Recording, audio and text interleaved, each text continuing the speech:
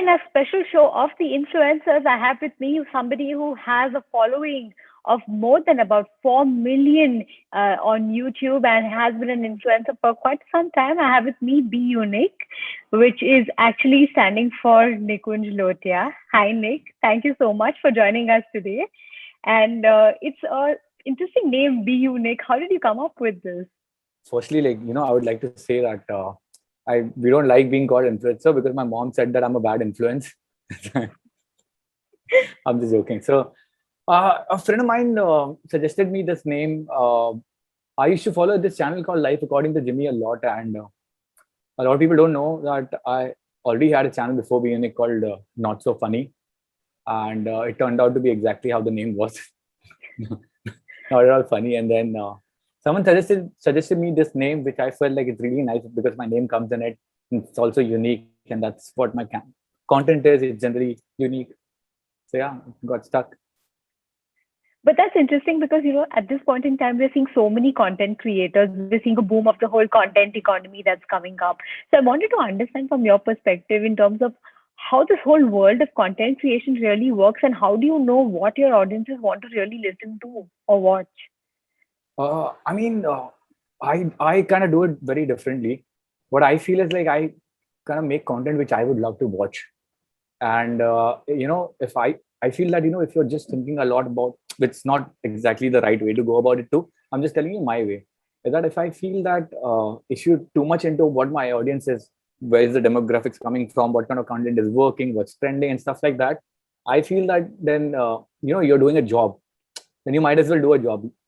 I much rather do something that I like, and I'm doing this in the first place because I like doing this, right? So I don't get too much into it. I just like make stuff which I like. That's about it. But what do you think is that one thing that's worked for you? I mean, why do audiences keep coming back to your channel? Why do you have a follower base of 4 million? What has worked for me, I believe, is relatability, because I feel that I'm that guy next door, and I have this funda. I don't watch a lot of content because I feel that there are only two things that can happen. One is that you would feel that what is happening in the world and why is this piece of content doing so well, which is not helping you, right? And two is that I feel that if you like something, even if you don't want to, your subconscious mind tries to imitate that. Like I used to watch a lot of Life According to Jimmy, Key and Peele, and I started making stuff like that, which is not again not helping me, right? So I feel what I do is I just travel around. I listen to people. I look around for inspiration. I just talk to a lot of people. Everybody has their own story. I have a lot of stories. I keep saying this, that my life is way more funnier than the content that I make, and that's why that's why I guess people can relate to it. I guess my content is all about like how two friends go to eat, and it's a tendency that like whoever finished first place, so the other guy's like trying to finish it. So that's very relatable. Like I'm sure that everybody in their life, at least from where I am from, has done this. That's why they find me more relatable. Right, Nick, you've made videos with a twist, but have you ever seen or thought of yourself as being such a content creator? Because when I look at your videos and I watch your videos, it looks like it's been scripted so well and shot so well and, produced like a small film of sorts. So, did you always think that your videos are going to be like short films or perhaps like No small way. videos that are produced so well? No way. I don't know how it's been produced so well because uh, I guess none of us I've got an amazing team, by the way, but none of us has any particular degree from what they're doing, right? I used to be a bartender. My DOP has done MCOM. One of my friend who's a writer who's also like who helps me in writing dialogues was doing PhD. So none of us knew how to make this stuff. I still remember there's one time where I know, I'm a socialite. I've got a lot of friends, so I try to make friends very easily, and then try to take their help and stuff like that. Initially, that was required. My boyfriend don't be no money and stuff like that. But I had a group of people that believed in me. I remember this one time where I borrowed a friend's tripod to make a video. Okay, and then I sat on top of a refrigerator to shoot one shot. And then later, the guy came and he opened the legs, and I'm like, oh, shit, this opens up because I didn't realize that that's why it's been used. I thought it's just to keep the camera steady. So I guess all we are about to hit like 7 years now. Like in 26 August, Be YouNick is gonna turn 7. I guess all this while in the 7 years, whatever we have learned is learned through experience, nothing else. We know nobody has a proper degree. Nobody would have thought. I guess anybody from the team, if we would have asked them back in the day, like you think we were gonna hit like 4.5 million here, 2 million there, 2-3 million on Facebook. Nobody. We kept doing stuff which we liked doing, and that's how it was back in the day. Like that's how YouTube was supposed to be, and that's how we kept going. Nick, I want to ask this question for our audiences. We have several audiences who want to be influencers. It's their dream to be an influencer out there. Does it really pay to be an influencer? How much money is there in the whole profession?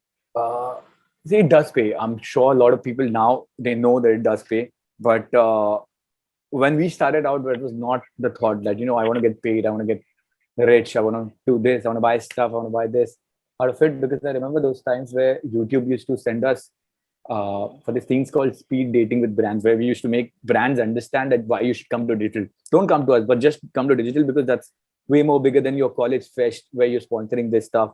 Like 10% from your whatever you're spending there, you can try spending it here. So we have seen those phase from how. So it's kind of easier for the people who are doing it right now, because the brands have that understanding how big digital is right now, and it pays well because it's more relatable. I would not give an example, but I would just say like XYZ actor, if he promotes a car like Wagoner, we know he's not driving that. But if I or someone from my circle does it, they feel okay. This guy is might be using it. So it's a good conversion. I remember this one app that we recently promoted. Forget the video trending. The app was trending on iOS for #1 for the next 1 week, which is huge. Like they got a call from the US company saying that, what did you guys do? Because it started trending. So it's a good conversion rate, because people find us like their brothers. Like when people approach me on the street, they don't approach me as a star. They approach me thinking that if this guy from Dombivli has done it, I can do it too. He's still having chai in that tabri where I'm having. So that's why I feel it's a bigger market, because they relate to you, and because they trust you. Like if you go somewhere, imagine if you have to say go to Manali or Goa or any hotel there. Would you much rather trust your friend who has gone there before, or see an ad? Like you trust your friend. So I'm that friend. That's the difference. That's why we sell better. That's why we earn better now. Right. Interesting, Nick. I want to do a quick rapid fire with you, because I think that's something that the audience wants to know answers about. So, are you ready? The questions are going to be difficult for you, hopefully. Okay. All right. Your YouTube or Instagram, what would you prefer as your go-to? Like, see, I'm a lot on Instagram right now, but in my heart, it's always been YouTube, because I'm a YouTuber first.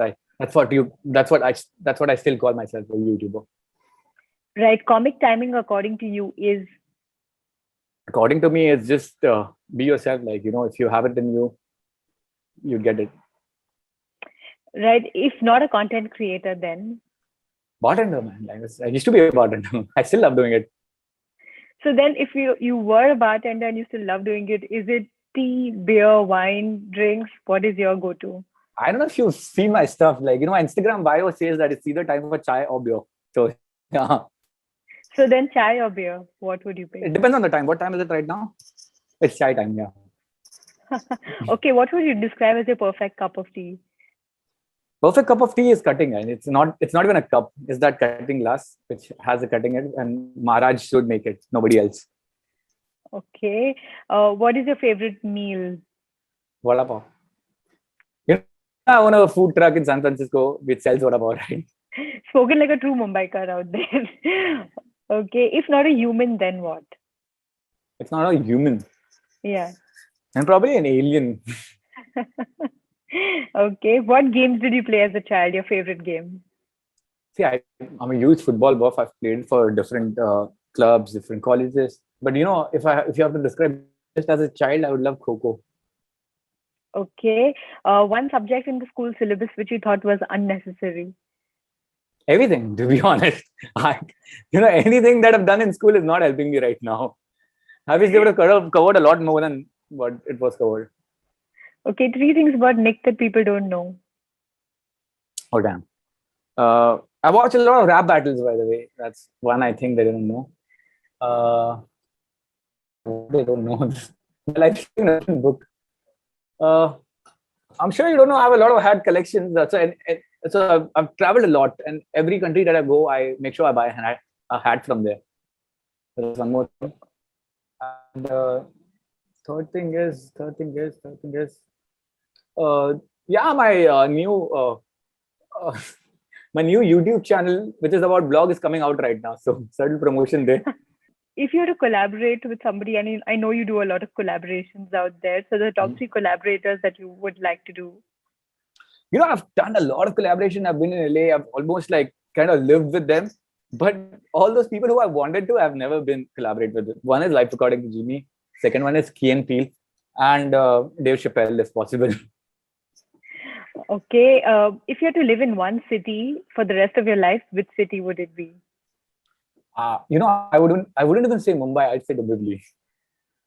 I'm in the Republic of Dombivli now, but I still live here, by the way. Okay. Three comic personalities that you admire a lot. Chris Rock, Dave Chappelle, and Kevin Hart. I mean, a lot. Yeah, I'm a storyteller. Like there are so many stories which my friends, things that I've done which I've never done. Like I have a tendency to, like if you're a storyteller, if you hear a good story, you make it yours. You make it your story, and then you present it. So I've lied about a lot. Probably in this interview too. You don't know. Guys, guys, this is a fair warning from there Yeah. on this interview. A final question for you, Nick. If not Nick, what would you call yourself? What would your YouTube channel be called? If not Nick, uh, probably my name Nikunj. Okay, then.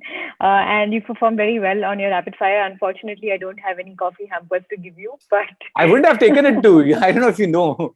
I don't chai like coffee. hampers, is it? You should have given me chai hampers. Chai hampers. Yeah. All right, then. All right, Nikunj, thank you very much for your time. And it's been a pleasure interacting with you on the Daily Dispatch. And we wish you all the very best for all your videos and collaborations and the 7 years that are coming up for you at Thanks Be a lot. YouNick. Yeah. Thanks a lot. Thanks a lot. That's a pleasure.